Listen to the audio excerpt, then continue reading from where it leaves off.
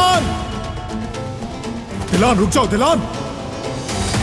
सबिहा साहिबा, तुम्हारा इंतजार था। बारान काराबे किसी सूरत अपनी बीवी से नहीं मिल पाएगा। बारान, बारान कहाँ चले गए हो तुम?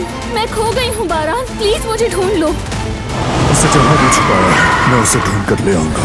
उसे ढूंढने के लिए पहाड़ों तक जाऊंगा। दिलान, तुम मुझसे क्यों भाग रही हो? बारान काराबे, वो हमारे करीब पहुंच चुका है। आने दो उनको। बारान काराबे दोबारा कभी अपनी बीवी को नहीं देख सकेगा।